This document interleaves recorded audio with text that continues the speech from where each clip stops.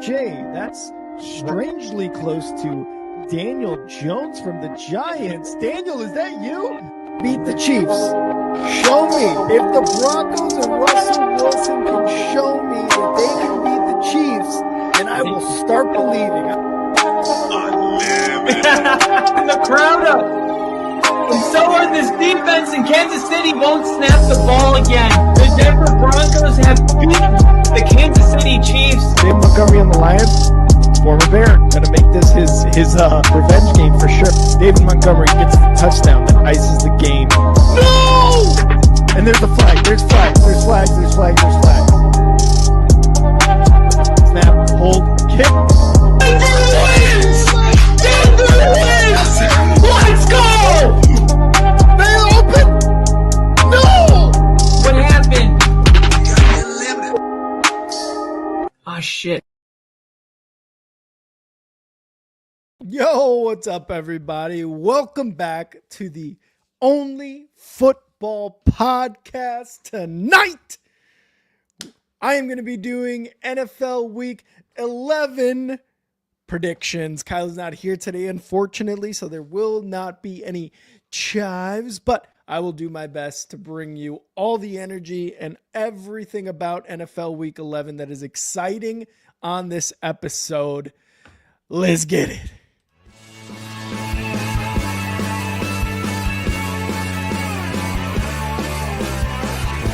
America is football. Football is America. And if you don't like it, you can kiss your candy ass for the moment in time. I don't give a damn. Oh my God. No! You loved it. 30 to 27. Chiefs win. Chiefs win 30 to 20.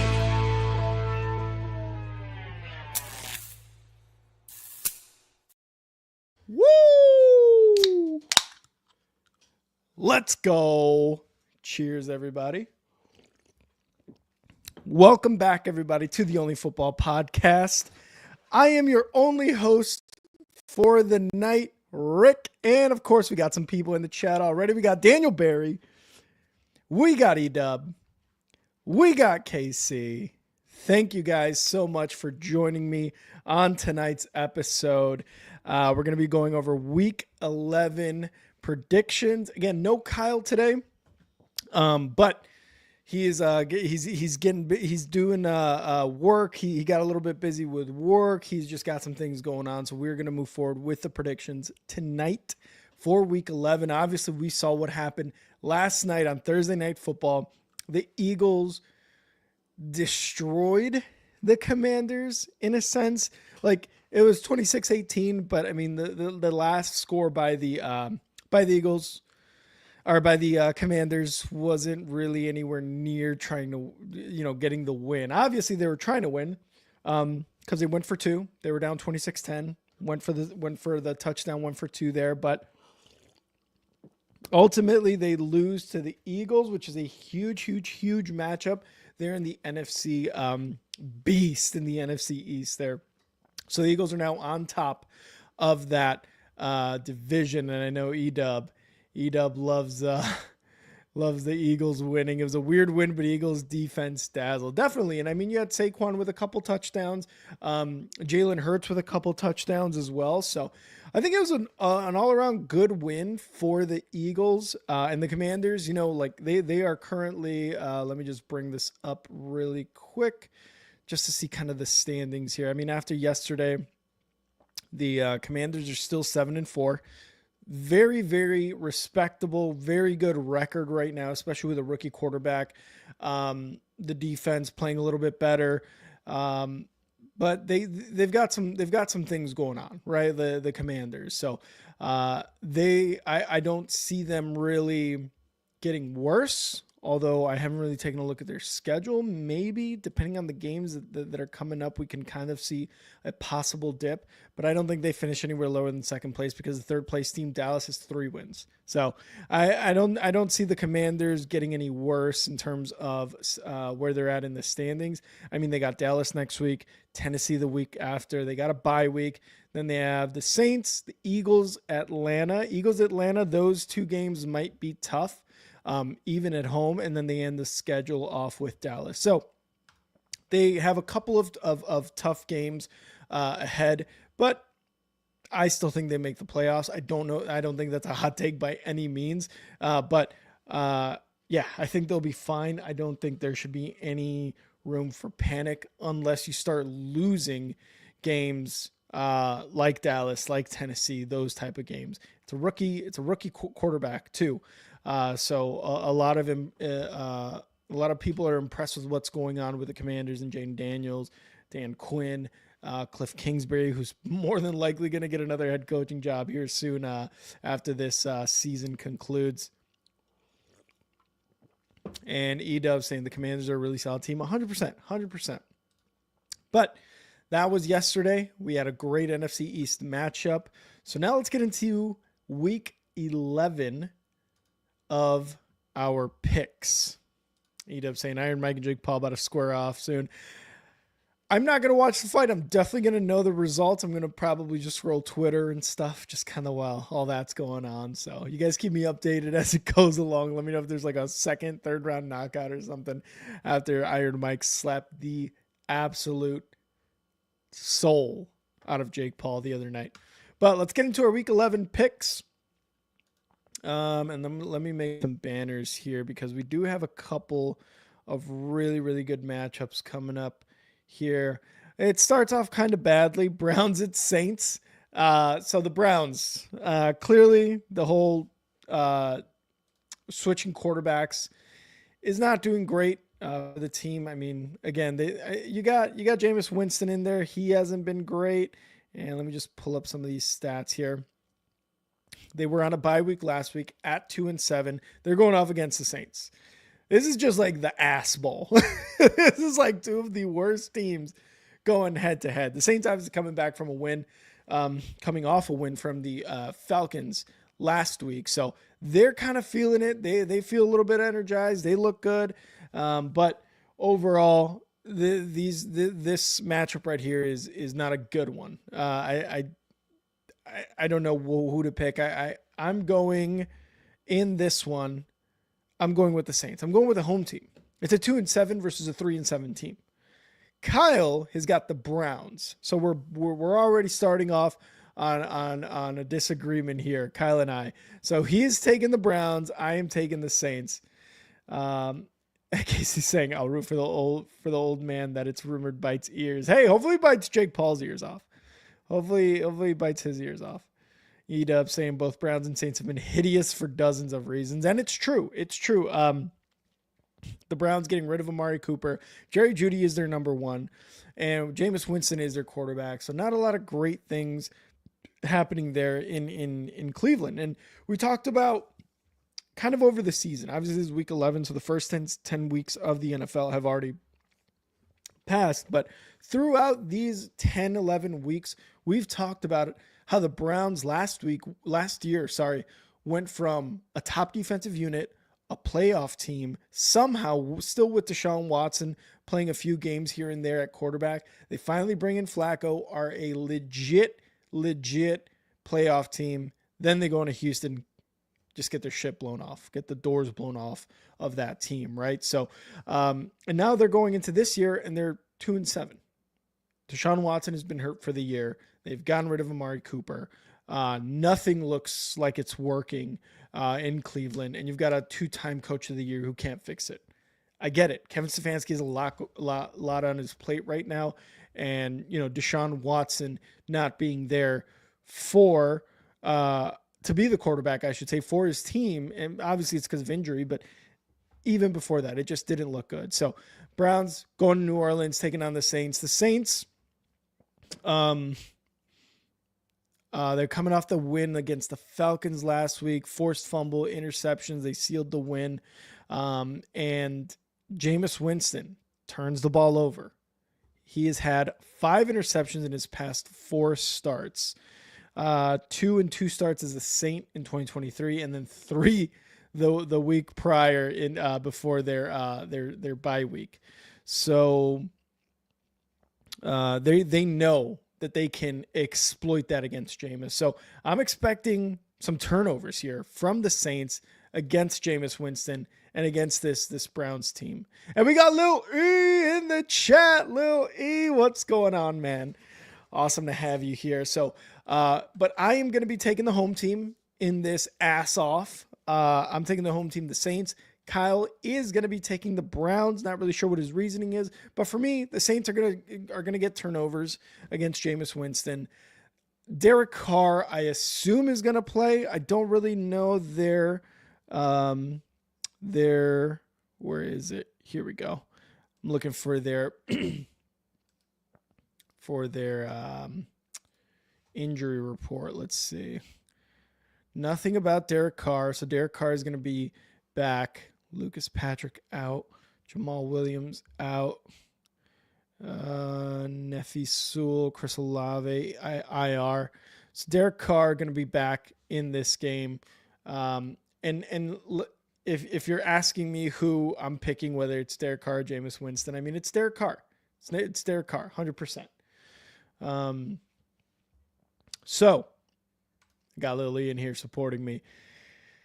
He's calling the Bears win over the Packers, and we're going to get to that game here shortly. But before that, let's get into one of the better games of the early slate. There's 8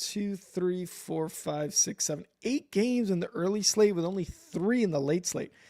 I hate that. I hate that. But let's get into probably the best game of the early slate. We have got the Ravens, the Baltimore Ravens, going into Pittsburgh, taking on the Steelers. Now, both of these teams are currently okay. They both have 7 wins. The Pittsburgh Steelers have 2 losses. The Baltimore Ravens have 3. Now, division-wise, this is going to be the first game that the Steelers play against the division. They are similar to the Bears in that Week 11 begins their division play, which I think I saw a stat earlier that said this is the first time that it happens that a team does not play their division until Week 11, and it's happening to 2 teams. So 2 teams making history, the Steelers and the Bears, in that sense. Now let me see here. Okay, so Ravens 7-3 at Steelers 7-2. Lamar Jackson is 7-1 in his last 8 games. 22 touchdowns, only 1 interception. Now, the Steelers have been really, really good against Lamar Jackson. He is 1-3 against Pittsburgh and has totaled 4 touchdown passes and 7 interceptions while being sacked 20 times. So, the Pittsburgh Steelers know what to do against Lamar Jackson. Lamar Jackson is playing again at another MVP level, another MVP year for Lamar Jackson. Can he get his 3rd MVP? Is he going to begin to be like an Aaron Rodgers type where he's winning MVPs? He's great throughout the regular season, but once it gets to the postseason, you can't get over that hump. Aaron Rodgers has a Super Bowl. Bears do not in this fucking millennium. So I'm not talking shit about Aaron Rodgers and what he did in with the Packers in his career, but there's always that. I would assume in his time with the Packers, he was there for a long, long time, Aaron Rodgers. He would trade any one of those MVPs for another shot at a Super Bowl. Just to be back in the Super Bowl, I think he would give up one of those MVPs. So Lamar Jackson, again, playing at that MVP level, but it doesn't really mean much unless you go and win the Super Bowl. So while he's having a great season, the Steelers are very, very good at being able to contain him in a sense. Again, we'll kind of look at those stats again. I think it was 4 touchdowns, 7 interceptions, 20 sacks. Now the Steelers on the other side, again, finally opening up that AFC North division play. With Russell Wilson the last few weeks, they are averaging 230 passing yards, 30.3 points per game. The Ravens are allowing a ton of yards on as a passing defense, 294, almost 300 yards passing per game, as well as 25 points per game. So this is kind of a good recipe for Russell Wilson and the Steelers to, at home, be able to take advantage of this defense of the Ravens and put up points, put up yards, and be able to take a dub at home, right? Now, Now, also, we also got to remember the Ravens possibly will not have Kyle Hamilton, their safety, in the game either. So a lot of good things a lot of things are looking good on the Steelers side in this game, and especially at home, because they're able to contain Lamar and they are putting up a lot of yards and putting up a lot of points at a pretty damn good clip. Lily saying, who was a pick for the Jets Colts? We haven't gotten there yet. This is only the second game we're going over. We have already gone over Browns Saints. Now we're in Ravens and Steelers. Casey's asking, can Russell Wilson deliver again? That's the question. 100%. Him and George Pickens have a really, really good connection so far in these few starts that Russell has been in as a Steeler. And really, this is all a testament to Mike Tomlin, man. A lot of the criticism, and this includes myself, the past couple seasons here on the Only Football Podcast has been, yeah, he can get winning records, but he's won one Super Bowl. What does that mean for the team, right? Like, what does that mean at the end of the day? Cool, you're above 500 all the time. You get a really shitty pick, kind of middle of the pack type of pick, and you're never going to get really a superstar coming out of college. I mean, they've been able to hit on these guys in the second round, third round. The one that comes to mind is Joey Porter Jr., I believe. They've been able to get these guys. So while Mike Tomlin still kind of has that hump to go over as a coach, he still does really, really well to get a lot out of his guys. 4-2 as a starter for Justin Fields. Now he brought in Russell Wilson when a lot of people were asking, well, you're winning with Justin Fields. Look, Mike Tomlin is a smart mofo. All right, let's be real. He knows how to get the most out of his players, how to get the most out of his special teams, defense, offense, you name it. He knows when to get rid of guys. He knows when to cut loose, maybe sometimes a little bit later. Antonio Brown. Oh God, there was a running back. I can't think of his name right now, but yeah, he is a smart guy. He knows how to get the most out of his guys, even in a year where a lot of people are doubting how the Steelers were gonna do, right? Like, oh, maybe we'll get another 500 year. Joe Burrow's back. He's gonna have an awesome year. Look where the Bengals are at now. The Ravens and Steelers neck and neck right now. So got a lot of credit to Mike Tomlin on how well Russ is playing, how well George Pickens is playing with Russ. Who was it? Mike Williams that went to the Steelers too. I think he got a touchdown, or was that the Ravens? I forget where Mike Williams went. I mean, he had a touchdown in his first week on his new team, so that was cool for him. Now, who am I going with? This was a tough one because the Ravens are also scoring at a ridiculous clip, right? And again, Lamar Jackson playing at an MVP level. It's just that he has a very, very tough time against these Steeler teams in general.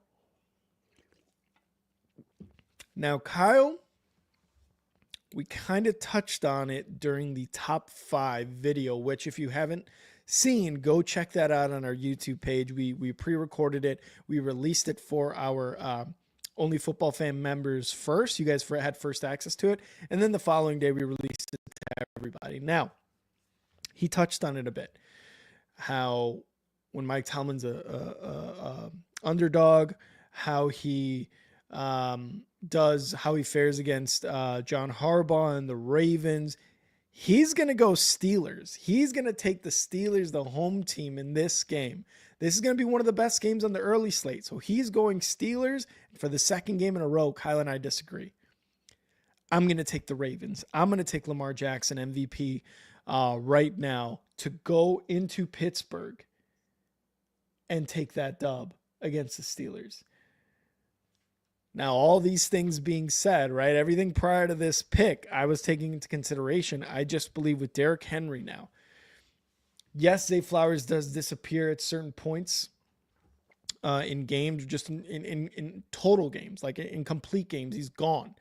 Similar to, who was it last year who would not show up? Calvin Ridley for the Jaguars. There's games where he just does nothing. He has 2 catches for 9 yards. And then there's games where he has 9 catches for 117 yards and maybe a touchdown. And it's just like ridiculous. Like, why isn't Zay Flowers more consistent? I get pissed off because I have on my team, but I'm going Ravens, man. I like the addition of not only Derrick Henry in the offseason, but now they're bringing in Deontay Johnson. So Deontay Johnson. So they're bringing both of these wide receivers. They got Derrick Henry. They got Lamar Jackson playing at an MVP level. The secondary without Kyle Hamilton will take an even bigger hit. Will let Russell Wilson take deeper shots. But I think this is going to be a shootout, man. Not something you would really say, at least last year with Russell Wilson, something about a shootout, right? So I really do think this one is going to be a high-scoring game. I'm not sure what the over-under is right now, but this is going to be a high-scoring game. I'm talking low 30s, 35, 31, 34, 31, 30, whatever you want to call it. I think that's going to be the game. That's the score that's going to be once the clock hits trip zeros. And I'm going Ravens. Kyle's going Steelers. We will see how that ends up. Moving on to the next game, the oldest rivalry in sports.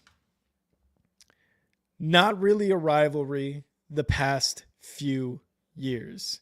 And we got Bill in the chat in late as usual, it seems. Don't worry, Bill. We've only gone over a couple games so far. We've gone over Browns and Saints. I picked the Saints. Kyle picked the Browns. Ravens and Steelers. I picked the Ravens. Kyle picked the Steelers. We are now into the Packers going into Chicago, taking on the Bears. Now, there's a lot of things going on both sides, on both teams. Packers coming off a bye week. The last few games, though, Jordan Love has thrown a lot of interceptions. Where is it here? I'm looking. Jordan Love has thrown an interception in 7 straight games, which is the longest single season streak by a Packers signal caller since 2005. Brett Favre had 10. We've got that going on with Jordan Love and the Packers. They're coming off their bye week. Defense has played outstanding. Offense has been good. Now on the Bears side, so much going on with the Bears, and I'm gonna go into it a little bit more if you guys haven't heard. Right, I'm sure you guys have heard. Casey said if Rick picks the Packers, I'm falling out of my chair. It's so difficult in this one, but the Bears fired Shane Waldron. They elevated Thomas Brown. Now, Thomas Brown was the assistant head coach and running backs or tight ends coach on the Rams the year they won the Super Bowl. Awesome. Love that. Thing is, he then was hired after a couple years with the Rams. He then was hired onto the Carolina Panthers, where he was hired by Frank Reich last year. And Frank Reich called the plays for the first, I believe it was 10 weeks or so, something like that. Noticed that wasn't working at all.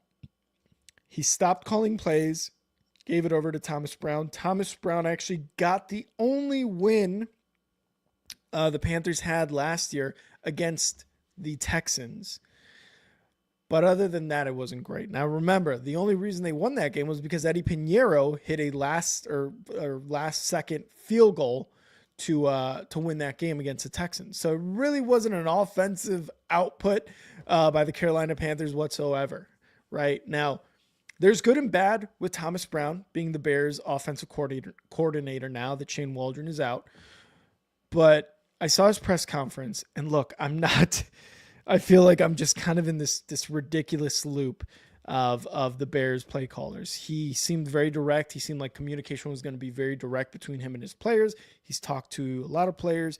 He is going to scheme up. His first game is against the Packers, which the only person who has beaten the Packers on this Bears team on the active roster, who is not currently on the active roster, is Patrick Scales, our long snapper. He's the only one to have beaten the Packers in his career on the Bears. Nobody else on the active roster has beaten the Packers. So I just want to put that out there. I want to make sure you guys realize this.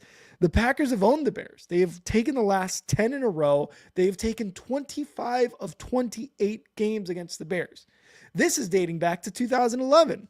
They play 2 times a week, 2 times a year, 25 out of 28. That's 14 years that the Packers have just absolutely destroyed the Bears.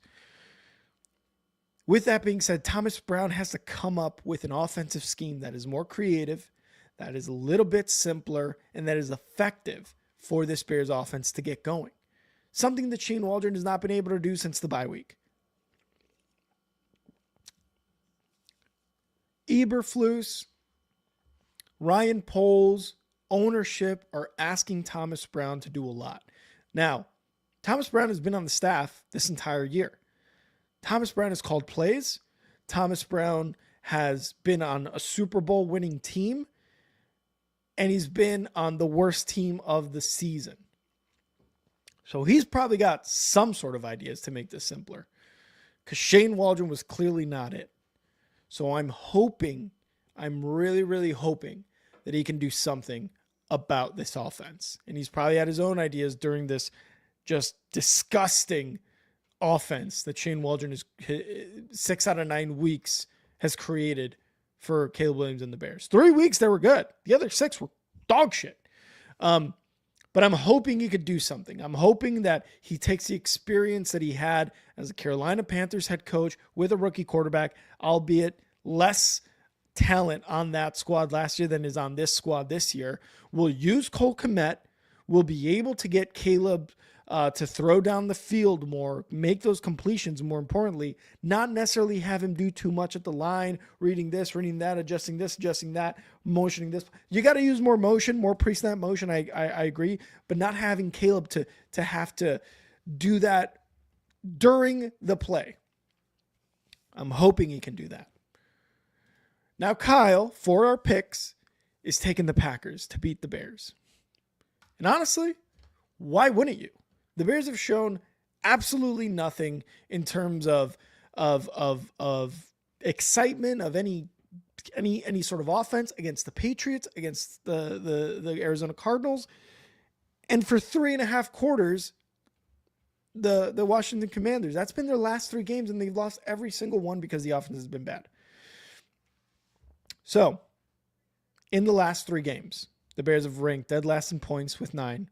Yards per play with 3.7, third down conversion rate 15%, and 0 touchdowns. They are 2-10 against the NFC North, with their first wins coming last year. So why wouldn't you pick the Packers to beat the Bears? But I'm going Bears, baby. Bear the fuck down. Thomas Brown is going to come in here. He is going to simplify this offense for Caleb Williams. He's going to get the ball in Cole Kmet's hands. He is going to get DeAndre Swift going absolutely crazy. Now, this offensive line needs to improve, and maybe this is that jump start. But the Bears are going to get their first win against the Packers in the last 5 years. The first win against the Packers against LaFleur. The Bears are going to win at home. The Bears are going to win at home. I'm taking the Bears all day to beat the shit out of these cheese packing sons of bitches up in cheese country in Wisconsin and Green Bay. They're going to take the dub at home. They're going to instill a newfound excitement for this Bears team and its Bears fans, myself included. I know they're going to take this dub because they fucking have to. Anything less than a win, which is a loss, is going to be extremely disappointing. And Eberflus, if he loses this game, is fired. He's fucking fired. There's no way you can't win this game. This is a huge game for Eberflus. This is a huge game for Thomas Brown. This is a huge game for this Bears team. They need to come out with a win at home. They need to. They absolutely need to. They fucked up by not knocking them out of the playoffs last year, Week 18. Week 11, they begin their NFC North division matchups, and they need to take this dub against the Packers, or it is all over for Eberflus. It is. This is the beginning of the next 8 weeks for the Bears. They're 4-5 right now. They win out They're 12-5. How possible is that? No idea. We will see on Sunday what Thomas Brown is made of as an offensive coordinator and what he can get out of Caleb Williams, DeAndre Swift, Cole Kmet, this offensive line. Hopefully they score more than 3 points or 9 points, whatever their average is. But I'm taking the fucking Bears to take a dub in Chicago against their biggest rival and in the biggest rivalry game there is in NFL. So I am taking the Bears. Casey's saying it's hard to deny your heart, Rick. You've got passion, my friend. I do. I need to. In this moment of darkness, I need to. Lily's saying, I'm going to say this right now. If the Bears beat the Packers, Bears will go to the Super Bowl. I love the energy, Lily. I don't know how true, how possible that is. Bill saying, check the reply to your announcement later. Comedy short made me think of you. I can't wait to check it out, Bill. Thank you for letting me know. So I'm taking the Bears. Kyle's taking the Packers, obviously, right? Obviously. Now, let's move on to the next game. Those are the two biggest games of that morning slate. You can make an argument the Bears-Packers isn't because the Packers are expected to blow the brakes off the Bears. But we will see. Jordan Love likes to throw picks. We have one of the best secondaries. Jaquan Brisker's still out, unfortunately. But Elijah Hicks has done really, really well. Kevin Byard, Jalen Johnson, Tyreek Stevenson, Kyler Gordon. We've got a great secondary. Jordan Love is going to throw a pick, the game-sealing pick. Mark it. Next game, Colts at Jets. Lily saying, I'm running with you with the Bears, brother Rick. I love it. E-Dub saying, that's what it's all about. It is. Now, Colts at Jets. I don't know, man. This game is rough, and Lily's probably like, dude, what the hell? So, the Colts. Let's start off with the Colts. They're going to be visiting the Jets. The Colts have a better record right now at 4-6 than the Jets at 3-7. Now the Colts have replaced Joe Flacco with Anthony Richardson. They're saying he's our guy going forward, barring any injury. The Jets lost bad to the Cardinals. Cardinals are doing very, very well, but the Jets lost bad. There was a lot of fundamentals that the Jets missed last week, tackling.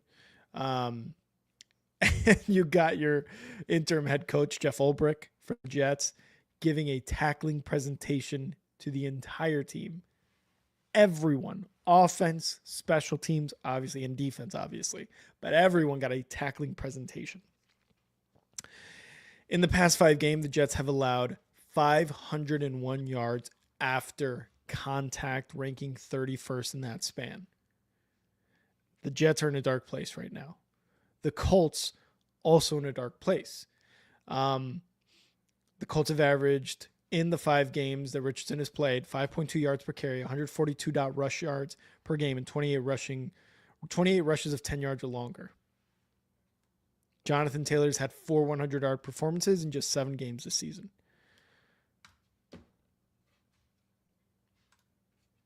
We're on a bye week, so I just get to watch you both suffer this weekend. Who wants to watch us suffer? How dare you? Lily, I'll give you my pick, which will be surprising, which is why I wanted Ginger in here for this one. Give us your pick, Lily. Give us your pick. Hopefully Ginger does walk in. Kyle and I are both taking, drum roll please, Jets, Jets. We are both taking the Jets in this game to beat the visiting team, Indianapolis Colts. I'm going to give you my reasoning. Aaron Rodgers over Anthony Richardson. Anthony Richardson is having just a terrible time and has been having a terrible time completing simple 5-6 yard passes. And I've been saying this quite a bit throughout this season, and it's just going to continue to be true. Now, this back and forth that the Colts are doing, Richardson, Flacco, Richardson. It's not good for the team. It's not. And it's Shane Steichen, right? Shane Steichen is the head coach, and I feel like he should know better than this, but they have to do something. Jonathan Taylor can't do it all on his own, right? Now, Michael Pittman has not been very present in a lot of these games. Ask me how I know. I've got him on my fantasy squad. He's not been doing well at all. So the Jets have decent defense. They just have not played up to their standards at all. So we're both going Jets, and that's my reasoning. Bill's saying, I told you last year Olsen Fort is doing magic for the Cardinals, and it's just going to get better. You did. You did mention Olsen Fort. So Bill with the prediction from last year. Now the Cardinals are I believe they're at the top of the NFC West. They are 6-4. 6-4. So now Kyle and I are both taking the Jets against the Colts. Next game, Jaguars at Lions. Jaguars are a mess. Jaguars are an absolute mess. There's really nothing to like about the Jaguars. It's going to be Mac Jones. Mac Jones had a rushing touchdown last week. And other than that, that's kind of been it. It's going to be the Mac Jones show with this offense. Now, what he needs to do is get Brian Thomas Jr. involved again. He has had 4 catches, 34 yards the past 2 weeks. That's your best guy. That's your best guy right there. And he's got 4 catches over the last 2 weeks. Now, no. You got to get more to him. Now, they did lose against the Vikings, but it was a 12-7 game. Something like that. So it's not like the defense against that offense was doing a bad job. I mean, they only let up 12 points. If your offense can't come up with more than 12 points, it's an offensive problem. So while the Jags played really, really well against the Vikings, the offense was just not there, and I don't think it's going to be there again with Mac Jones. Now, the Lions brought in Zadarius Smith to not necessarily replace, but to replace Zach, or not, what's his name? What's his name? Jesus Christ. Hutchinson. Aiden Hutchinson. Sorry, I was going to say Zach Hutchinson. Aiden Hutchinson. To replace him, but he's going to play his own brand of football. So you got somebody who's dynamic in there. You're bringing him in through the trade deadline to kind of bolster that defense a little bit more. But the defense, I don't think has any issues, man. I mean, last week, Jared Goff threw 5 interceptions against the Texans. And the defense still won that game for the Lions. There's nothing wrong with this defense. You're adding in Zadarius Smith. You're adding him already to a damn good defense. So you're adding another playmaker there. He's a little bit older, on the older side, 32 or so. I mean, that's football old, right? In his 30s. But you're just adding another dynamic piece of that defense that is already good. This is an easy one, guys. This is an easy one. And just like Bill's saying, in Detroit, no shot. Absolutely not. Kyle and I are both going Lions. Lions are the best team in the NFC.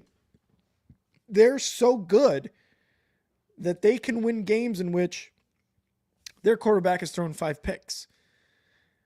Like, that doesn't happen unless the team is that good defensively or that good in general, that you can make up for some mistakes like that. Who are the Lions playing? They're playing the Jaguars, Lil Lee. So, yeah, I don't see the Jaguars and Mac Jones doing anything in this game that's worthwhile. So, Kyle and I are both going Lions for this game. The next game, Rams at the Patriots. Now, the Patriots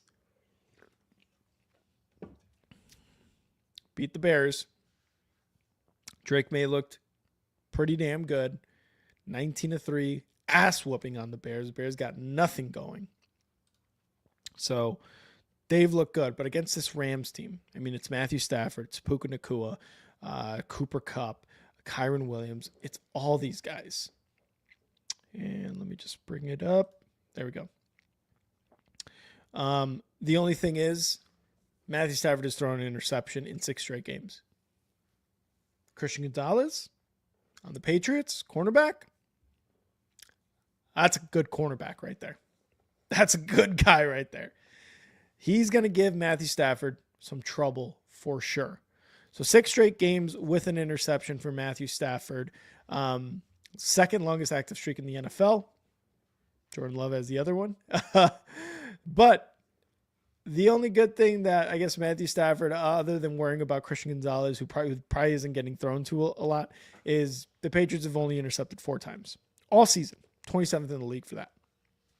Now, on the Patriots side, again, you've got Drake May starting the offense looks a little bit better. It's not crazy by any means.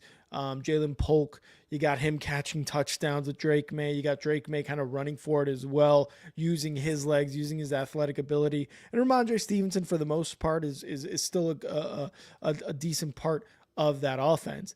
But it's not a crazy offense. It's not a high-scoring offense like your Lions, like your Ravens, like your Steelers at this point, right? But it could do enough to at least make this game very, very, very competitive. Where was it here? I'm trying to see here. Okay. This is against the Bears, but I have to mention it. They held the Bears, the Patriots defense held the Bears to 1 of 14 on third downs. It's the Bears. It's the Bears. So the defense before that has been struggling. The Patriots defense. Now the Rams have a very good offense. Now it's starting to kind of click, to kind of coming together here with obviously all their guys back, Kyren Williams, all the guys I mentioned. Stafford needs to protect the ball a little bit more, and he needs to make sure that he's getting it to his playmakers, Puka and Cooper Kupp. Now, actually, I think Puka is hurt.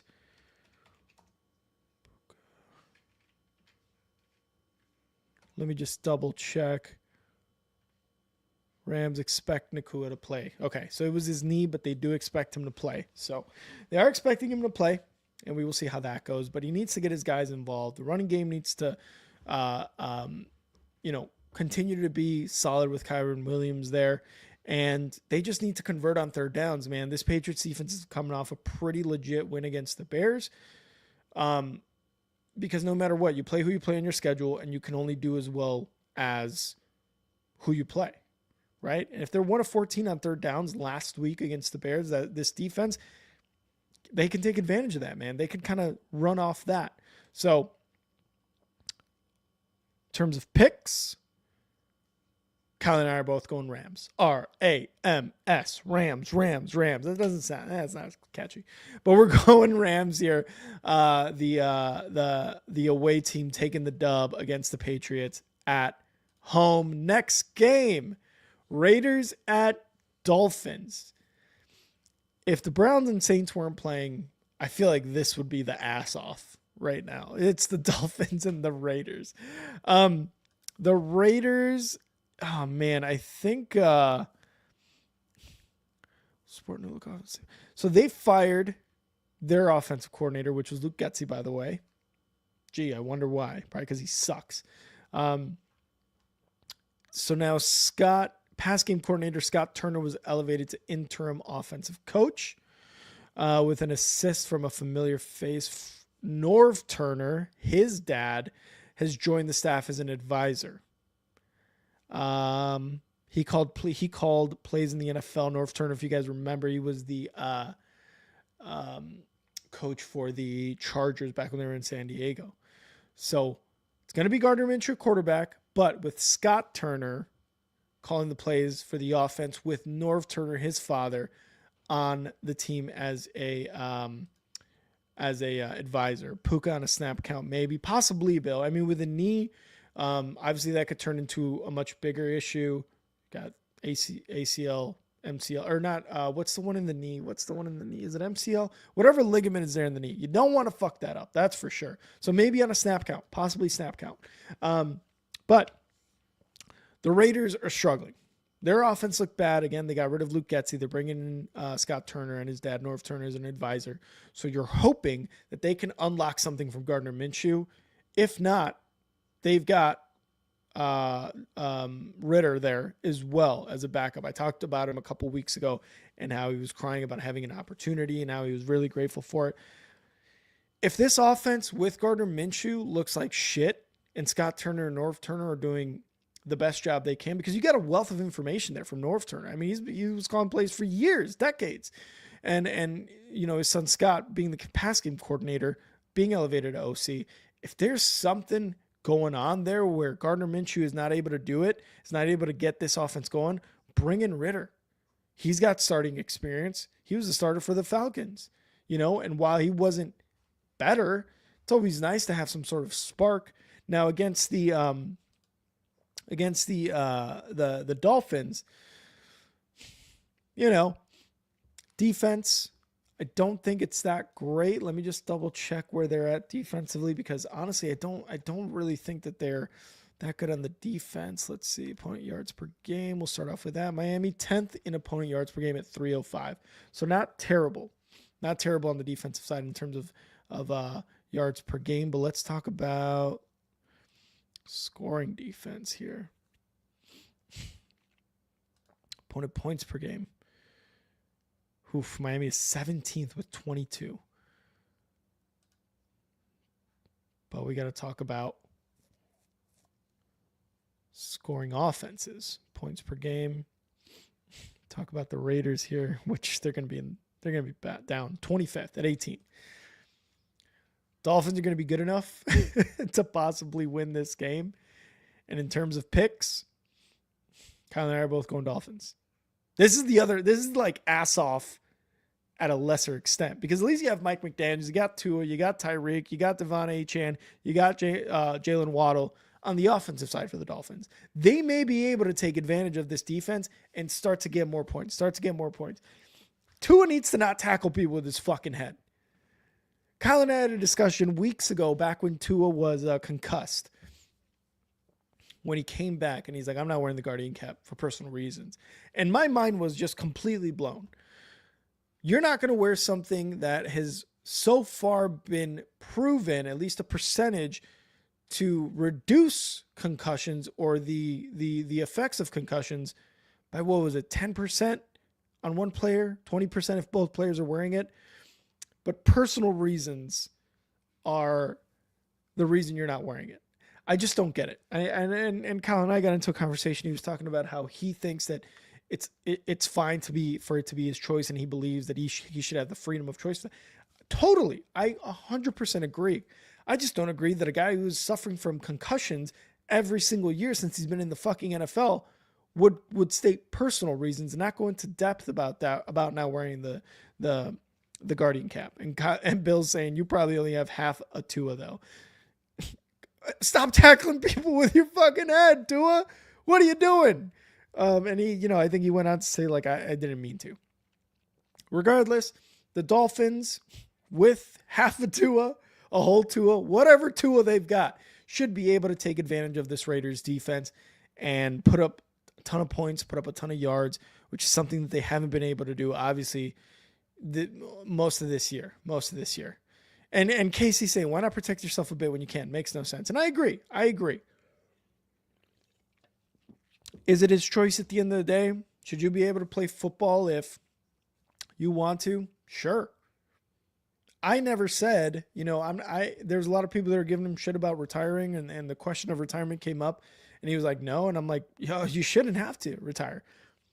But to not take that extra step of protecting yourself for your future health, for your family members. I don't know if he's married with kids or anything like that, but for them, like, why not, man? For me, it doesn't make sense. And freedom of choice, E-Dubs bringing it up 100%. You're right.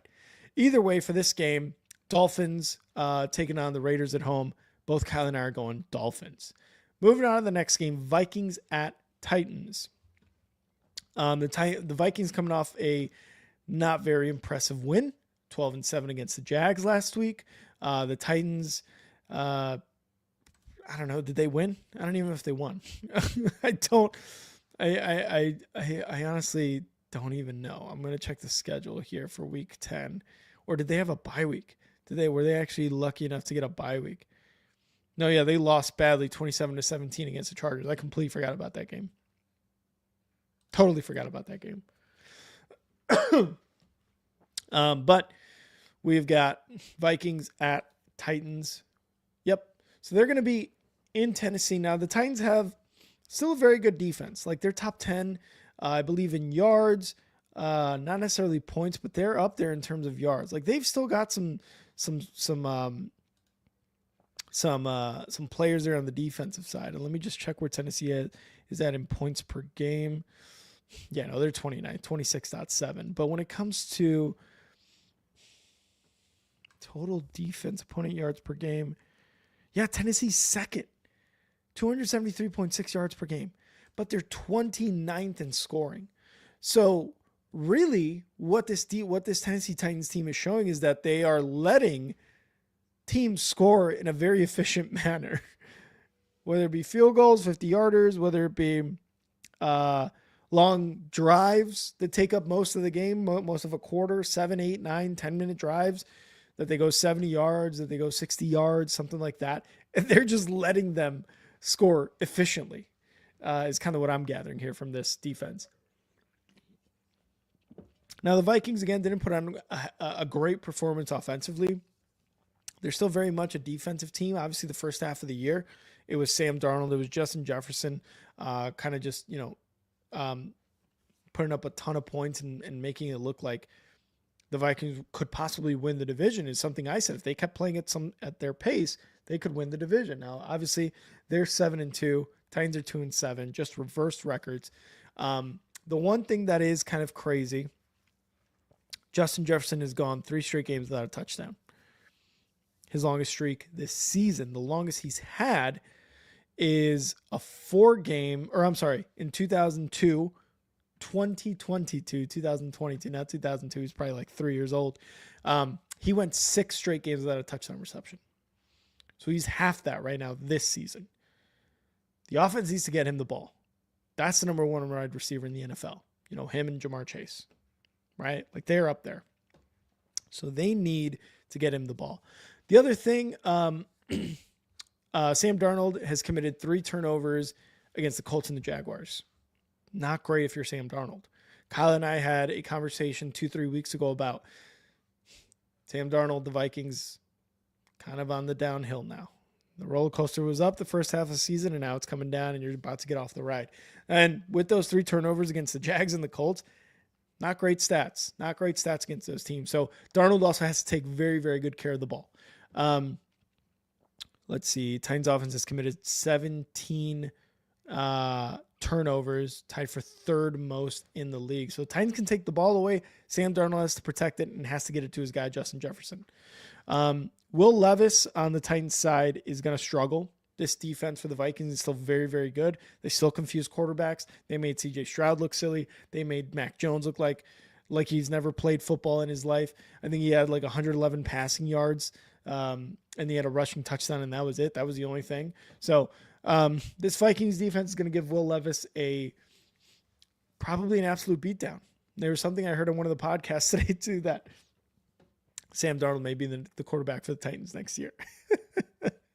That would kind of make sense, right? Like he's having a decent year, a much better year than he's ever had with any team with the Vikings this year. They're 7-2. Sam Darnold has been a big reason because of that. So the Titans, great defense. They're just a quarterback away, it seems like. And Will Levis is not that guy right now. He's just not that guy. Now, in terms of picks, they're going to be in Tennessee. But Kyle and I are both taking the Vikings. We're taking the visitor in this game. I don't know how you pick the Titans in this game against the Vikings. I don't know. Is this one of those games where it's like it's not going to make any sense and the Titans are going to beat the Vikings? I don't think so. I really don't. This is one of those where I looked at it and I was like, don't think about it too much. The Vikings offense didn't look great last week. And yes, they're going to go up against a tougher defense, but you got Justin Jefferson, man. You've got Jordan Addison. You've got Aaron Jones.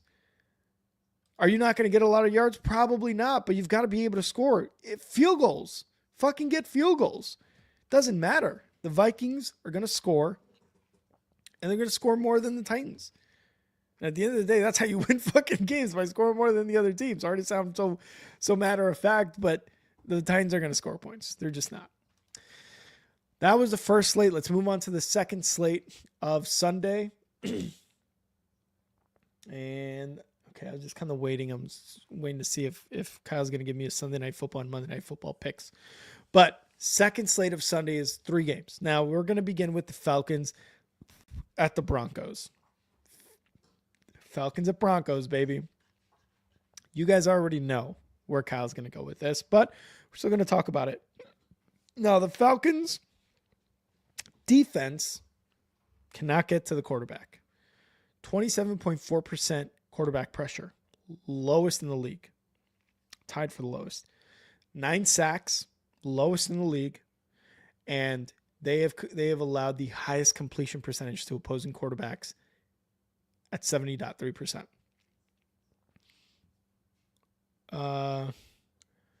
All of that being said, that's the recipe for success for Bo Nix in this Broncos offense. If you're going to give Bo Nix plenty of time, he's going to dice you up, man. Bo Nix can be that guy against this defense. Under pressure, Bo Nix completion percentage 43.9%. When he is not under pressure, 70.2. He's completing 7 of 10 passes. 70.2%. That is just under what the Falcons are allowing in this season to all quarterbacks. They're giving up 7.3. Bo Nix completing 70.2 with no pressure. And this is perfect for the Broncos and Bo Nix and Sean Payton. I'm going to hype up the Broncos, man, because my boy Kyle is the biggest Broncos fan I know. But this is a recipe for success for the Broncos, especially at home, especially with their brand new Kentucky green grass or whatever the hell it was, Bermuda green grass, whatever new grass they put in the stadium. This is all a recipe for success for the Broncos. Now the Falcons have a top 10 offense. And this is the 4th offense that the Broncos defense will be facing that was in the top 10.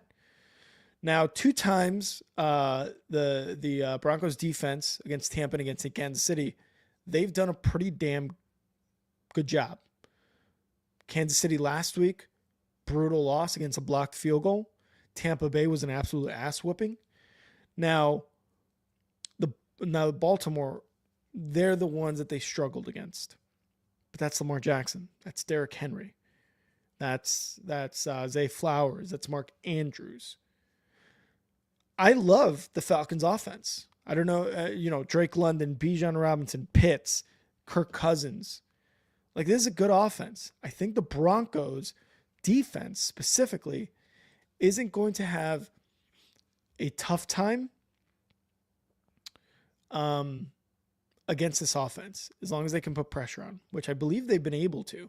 They've been able to put pressure. I mean, if 2 out of the 4 offensives you've had a really good time against, that being the Chiefs and the Bucks at those times, right? Falcons, I think they can contain them. In terms of picks, come on. And Bill saying 14 truckloads of Kentucky Bluegrass. Thanks, Bill. It's going to be the Denver Broncos for both Kyle and I. The Broncos are at home. They've got they've got that Kentucky Bluegrass. They've got the defense playing amazing. They've got the offensive line protecting Bo Nix, and especially against a team who cannot put pressure on the quarterback. This is easy. I think this is an easy pick. One of the bold predictions that they're saying on ESPN is that the Broncos defense will score a touchdown. Yeah, I can absolutely see that. I'm going to go Broncos defense has a scoop and score, whether that be a sack fumble or a fumble of, I don't know, Darnell Mooney, Drake London, Kyle Pitts, hopefully not Bijan because he's on my team, but it's going to be a scoop and score. I'm taking the Broncos to win, and I'm taking the defense to score a touchdown and Bo Nix to have a really, really good game. And Kyle is very much also doing that. I'm sure you guys know that. Now, the next game in the second slate, so go Broncos. Second game is the hometown Seahawks going down south, still West Coast, but to San Francisco to take on the 49ers. Usually this rivalry has gone in favor of the Seahawks it went in their favor for a really, really long time. And I'm trying to pick up, here we go. Yeah, the Seahawks used to dominate. They've lost 6 straight regular season and playoff games to the 49ers by a combined score of 184-96, including a 36-24 defeat earlier this year in week 6. That's double the points. That's double the points that the 49ers have beaten them by. Seahawks are having a tough time against the 49ers and are having a tough time in general. At 4-5, they started 3-0. They started 3-0. They're 1-5 since week 4, I should say. Just wrap your head around that record.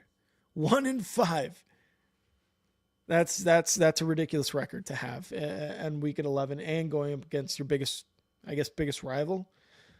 I don't really know if the Rams are. I'm assuming it's the 49ers. I don't really know. I don't really know what their biggest rival is. I might go to Seattle one weekend and just kind of figure out who their biggest rival is. And I'm assuming it's the 49ers. Now, one of the other craziest things was they got rid of their leading tackler. And I have to find out who this is. Seahawks release. Let's see.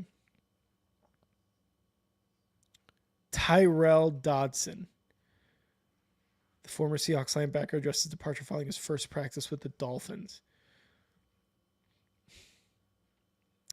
He was claimed off waivers since the Seahawks let their leading tackler go. Dodson is still unsure as to what caused his exit. He said he's still trying to figure out how. And so they got rid of Dodson and Jerome Baker. They traded Jerome Baker to the Titans for Ernest Jones IV. But they got rid of Dodson, their leading tackler. I don't know if that makes any sense. I'm going to be honest with you guys.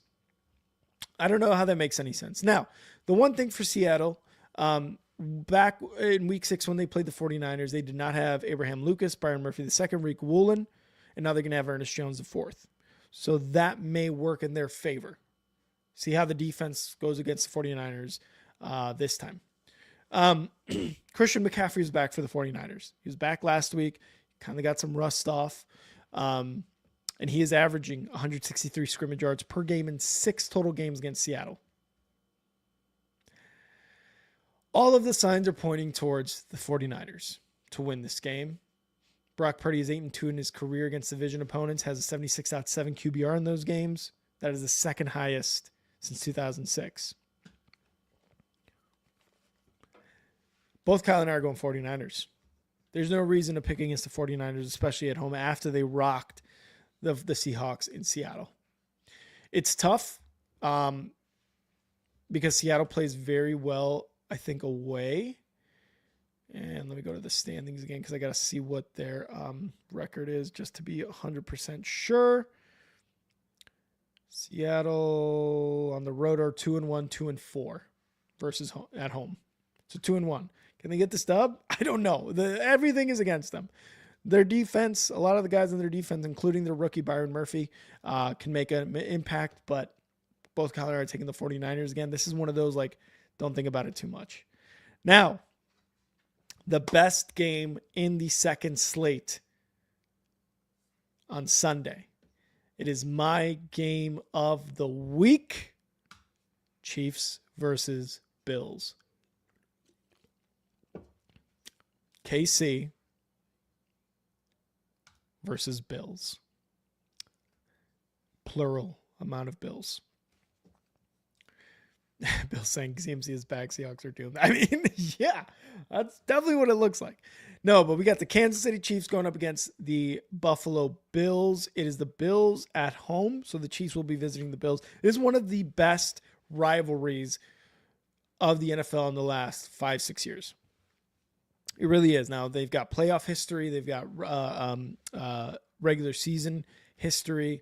So this is going to be one of the best game of the second slate, and it's on prime time for the second slate, 4:25 Eastern start. And let me just get to the game here to give you guys some good stats off of this. Let me just double check. Where is it at? There we go.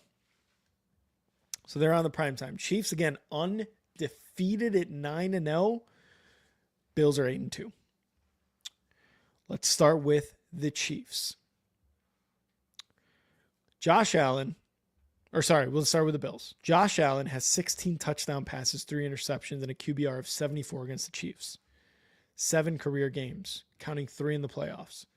Josh Allen has a lot of great stats and has great games against the Chiefs, including in the playoffs. It's just heartbreaking loss after heartbreaking loss, it seems like, for Josh Allen and the Bills. So the Chiefs' defense has struggled a bit against the Bucs and Denver on the offensive side especially. But they're 9-0. They blocked the kick, which just goes to show you that this team wants it a little bit more, that much more, right? They're able to get to 9-0 with a lot of questions about their offense. They got DeAndre Hopkins. I think he scored a touchdown already. Isaiah Pacheco is out. He was out earlier this year. They brought in Kareem Hunt. He was scoring touchdowns. He's nowhere near Isaiah Pacheco status, but he's been a pretty good fill-in, right? Sam P. Ryan in there, or I think P. Ryan's in there. I forget where he's at. I think he's on the Chiefs. So Chiefs offense has just gotten a lot of questions, right? Like they've not been good offensively, and they weren't good offensively last year when they won the Super Bowl. So even though they're struggling on the offense, they're still 9-0. They're undefeated, and the Bills are coming into town, and Josh Allen and the Bills has done really, really well against this team. Now, Bills defense has held the Chiefs to 20.8 points per game in 4 regular season meetings since 2020. They need to take the ball away. The Bills have 12 straight games with at least 1 takeaway. The second longest streak next to the Lions at 13.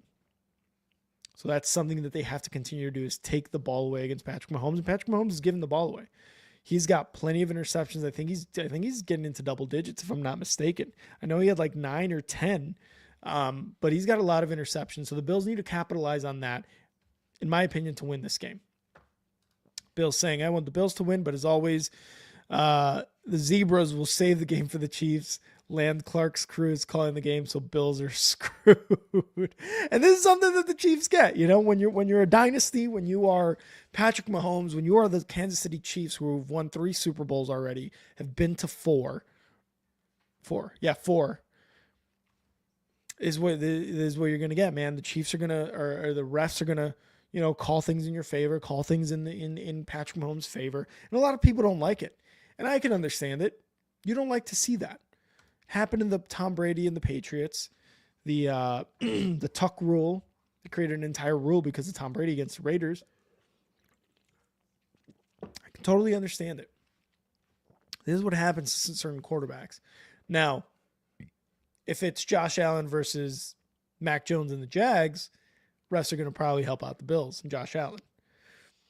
Again, this is kind of what you got to take with the NFL, right? We can't change it. We can complain about it. We can absolutely bitch and moan about it. I've done it plenty of times against the Bears. But this is kind of the nature of what it is. Now, the Chiefs, I like this stat here by Bill. The Chiefs are 4-0 all the time with Clark, including 3-0 on the road. And I'm assuming that's against the Bills. Yeah. Now, let's see. The Chiefs, first in time of possession, 33 minutes, 1 second. Kareem Hunt is probably going to be a big part of that. He's had 20-plus touches in each of his past 4 games, at least 17 fantasy points, which is very important if you pick them up. The Bills' defense is allowing the second most fantasy points against running backs. That's a recipe for disaster for the Bills' defense. And Kareem Hunt is going to get plenty of touches in this game, especially with Patrick Mahomes, throwing the ball to the other team quite a bit, if we're being honest. Now, in terms of picks, this is going to be a great game. I think this is going to be a very, very good game. And I think Patrick Mahomes in this offense ups the scoring a bit. I think they up the scoring a bit. In terms of picks, Kyle probably breaks his heart to do this, especially after last week. But he's going Chiefs. And I'm taking the Bills to give the Chiefs their first loss of the season. KC, I'm sorry. Casey's in the chat right now. Big Chiefs fan. I'm sorry, but I think this might be the game, man. I think this might be the game. I think we said it in the top five video that the Bills, they do pretty damn well against the Chiefs in the regular season. It's just when it counts in the playoffs, they can't get over that hump. The Chiefs are the Patriots.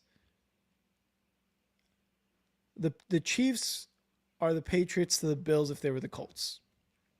Back when Brady and Manning were the guys. That's my comparison. Will Josh Allen win a Super Bowl? I think eventually he will. He's got a good team, but I even with a really good team, a really good defense, they just have not been able to beat the Chiefs. But somehow in the regular season, it's like they have good games. They're able to do that. So I'm taking the Bills to give the Chiefs their first loss. Everybody's going to see it in prime time. And Kyle is taking the Chiefs to go undefeated through 11 weeks at 10-0. Now moving on to Sunday Night Football. I still do not have Kyle's picks for Sunday Night Football, and he might go into it prior to Sunday Night Football. But we've got the Bengals going up against the LA Chargers, going to LA to take on the Chargers. This is Sunday Night Football. Joe Burrow. And real quick, I'll let's get this comment in here by Casey. If the Chiefs get a different left tackle for this game to give Mahomes a bit more protection, I think they win. Who is their left tackle, Casey? Who is that? Because I'm thinking of their right tackle, right? Jawan Taylor, right? He's the one that kind of keeps fucking up. But who's their left tackle? Then he does need more protection. Bengals and Chargers Sunday Night Football. Joe Burrow is a monster. Joe Burrow is an absolute monster. He's able to put up so many yards, able to put up so many points, and his defense is just screwing him over. It's kind of sad to see. I mean, he's probably a top 5 quarterback, top 3 quarterback right now in this league with the way he's able to get the ball to Jamar, T. Higgins, whoever, right? Iosivas, their other wide receiver. Like, I remember saying preseason, I was like, I think Joe Burrow's about to go off, man. I think he's about to have an MVP type season. And I think for the most part, he kind of has. Let me just look at his stats real quick through 11 weeks. Let's see his stats so far in 2024. 68.7 completion percentage, 2,600 yards, 24 touchdowns, 4 interception, a quarterback rating of 108. Those are good numbers, man. He's going off. He said it himself, like, oh, I'm going off, right? He said that. Just his defense is letting him down badly. Now the Chargers, they're the best defense in the NFL. They're first in points per game allowed, 13.1. But they're going up against a very, very good Bengals offense. So this is going to be a very good test as to whether the defense for the Chargers is legit or if the Bengals offense is legit and can go up against any defense. Oh my God. What am I thinking of? I'm trying to think of the quarterbacks. I don't do names here. Where is it? Justin Herbert. They have passed the ball more. And here we go. Casey's comment. Wayne Morris got hurt and Kingsley Suamatea came in the Broncos game. Neither were very good. Suamatea, wasn't he was a rookie. He's the rookie, right? I feel like I remember that name, Suamatea. What was I looking up? Justin Herbert has passed a lot more after the bye. He's had 30 or more pass attempts in 3 of his past 5 games. He scored at least 19 fantasy points in 3 consecutive games. The Bengals have allowed the 5th most fantasy points per game of quarterbacks. Their defense is trash, man. And Kirk Herbstreit, Justin Herbert should be able to take advantage of this. Now, obviously, we knew Greg Roman and Jim Harbaugh were coming in to coach and be the offensive coordinator. And they run the ball, which is evident as to why Justin Herbert kind of fell off during the first half of the year. but he has come in these last few weeks and has done a little bit better. So I think Jim Harbaugh is definitely a guy who, while he wants to run the ball, pound the football, play defense, be that kind of that old school traditional coach and offense and defense, I think he knows a good thing when he's got it. He's going to let Justin Herbert throw the ball. He knows the type of defense he's going up. There's a football guy I trust, it's going to be Jim fucking Harbaugh, especially against the Chargers, or especially against the Bengals defense, which is trash right now. So in terms of picks, I am going to be taking the Chargers at home to take the dub. Again, I'm waiting on Kyle's text. If I get it before the end of the episode, I will let you guys know, but I have nothing yet. Moving on to Monday Night Football. It is the Battle of Texas, between the Texans and the Dallas Cowboys. Dallas Cowboys are trash. Dallas Cowboys are absolute garbage. They're bad. 3-6. And the Texans, 6-4. But they haven't looked like a dominant team. Joe Mixon is going to be the biggest factor in this game. He is averaging 98.3 yards per game. The Texans are averaging 119 rushing yards per game. The Cowboys are allowing 152 rushing yards per game. If this is not a recipe for Joe Mixon to go off, and if you have him on your fantasy team, or if you're going up against him in your fantasy team, you better get somebody who's better than Joe Mixon against this team and the Dallas Cowboys. He's going to rip up this Dallas Cowboys run defense. They're giving up over 150 yards. You got a guy averaging almost 100 yards per game, and as a team averaging almost 120.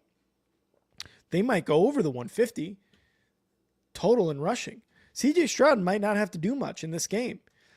CJ Stroud, I think, has struggled this year so far.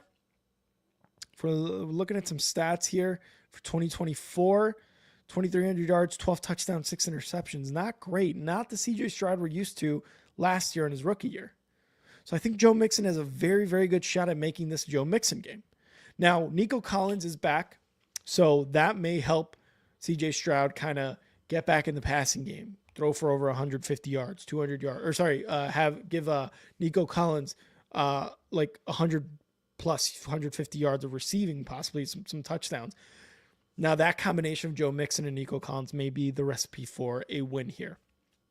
And it's against the Cowboys at Jerry World in Dallas at night. So the sun won't be a factor, Jerry. Don't worry about that. Nobody worry about that. It's going to be, I think it's going to be a recipe for a dub here for the Texans. Now the Cowboys, second week where Cooper Rush is going to be the quarterback. He averaged less than 2 yards per attempt last week against the Eagles. The Eagles are a tough team. It's tough. They have a tough defense.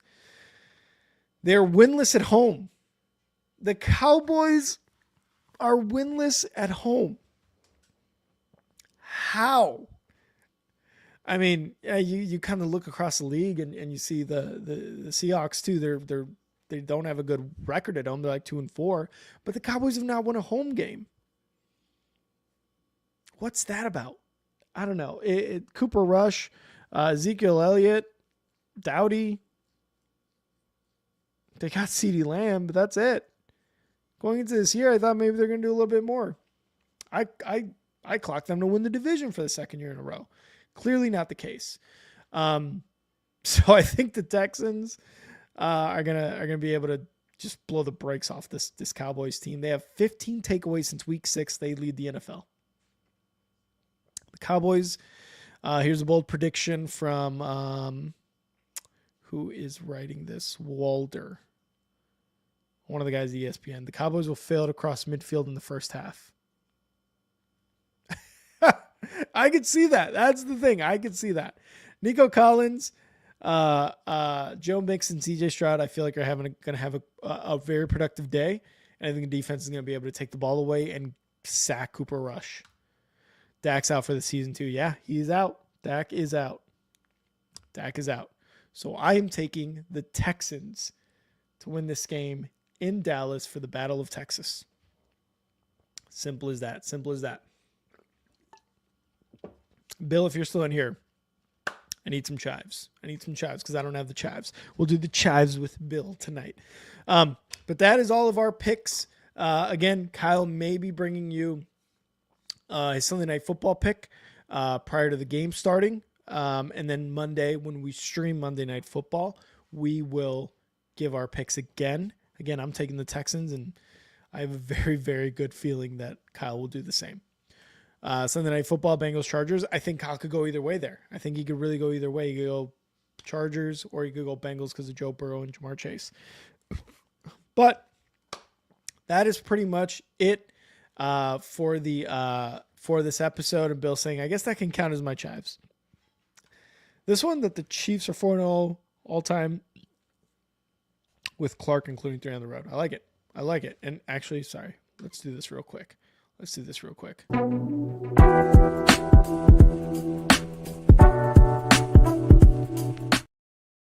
The chives with Bill. The Chiefs are 4-0 all time with Clark including 3-0 on the road. That is your chives with Bill. Now, Bill also came up with a really, really good point on one of our videos or posts, I believe. So Kyle and I have started kind of, and maybe this will kind of be the chives, really. So actually, the motherfucking.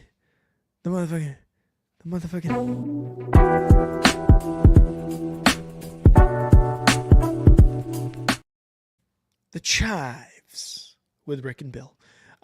Bill said next time I'll come prepared. Don't worry about it, Bill. If you got something, just let me know, but don't worry about it. Kyle and I have kind of pivoted a little bit with our schedule, and Bill made a really good point. We're going to post our schedule coming up here within the next following days. Again, we talked about kind of taking a step back. It's a lot of streaming, a lot of episodes, a lot of breakdowns, a lot of this, a lot of that. This schedule, at least for this first week, has been really relieving. Having the mental side of this, mental health is very important. It is. Kyle kind of touched base with me like a couple days ago and was like, dude, how's this first week treating you with a new schedule? And I was like, dude, it's honestly the best. It really is. It's great to kind of take a step back from streaming. And this is not to say that we don't love being able to experience football with you guys, talking about football, experiencing the same games at the same time, albeit with a little bit of a delay on our end. But yeah, man, it's been nice to kind of come home on Tuesdays and Wednesdays and know that all we've got to do is come up with a quick top 5 video, post it later, make it exclusive to the members, the Only Football Fam first, and then putting it out to everyone. And then Tuesdays and Wednesdays and Thursdays, for the most part, just kind of having the rest of the afternoon free. It's really, really nice to come home and be like, I can de-stress, not necessarily worrying about this, we're about that. And we got Bill with the membership. Let's see who it went to. It went to Hat on Fire. Let's go, Hat. We got Hat on Fire with the membership. Congrats to Hat on Fire getting that membership from Bill. 1 part show. There we go. 1 per show. I think you meant, right, Bill? So congrats, Hat on Fire, Bill. Thank you so much for that membership gift to Hat on Fire. So it's been great to kind of come home during those days, not Monday, not Friday, because we're doing our Monday Night Football stream as well as our prediction stream. But it's nice to be able to come home and kind of just be like, phew, let me get some things done. Let's make some dinner. Let's go out, do this. Shit like that, right? And then Sundays, streaming the Bears game, having Kyle stream Sunday Night Football, not necessarily stream the Broncos game, but really kind of bring you guys a different experience, although it's still going to be more of the same. We just want to put out more content, more shorts, more polls, more posts, more long form videos, which is what we've been trying to do this last week. Hopefully you guys have enjoyed it. The polls, the shorts, and the top five come to you guys exclusively first to the Only Football Fam, and then later on the next day going out to everybody else. Hopefully you guys have enjoyed that. I really, really appreciate it. And we got Hat on Fire getting that membership from Bill. Hat on Fire. You got to thank Bill. He got you that membership. You're now again part of the Only Football Fam, so we appreciate you being here. But yeah, the new schedule has been honestly great for me, and we're going to continue to try to pump out some more content for you guys. Again, the shorts, the posts, the polls, and the long form content. So that way you guys have are able to interact with us, or at least the show, in a different form, because it can be a lot. And that's something we explained a couple days ago, or a couple weeks ago. So we really appreciate you guys understanding, but we understand that we've got to be able to put something out for you guys, right? Whether it be a schedule, scheduling streams ahead of time to give you guys the heads up to be able to get your notifications, like Bill pointed out. So I think that's great. All great ideas from Bill. So we're going to be doing a lot of that hopefully coming up soon here, and we're going to be able to post our schedule, do that stuff for you guys. So that was the Chives with Rick.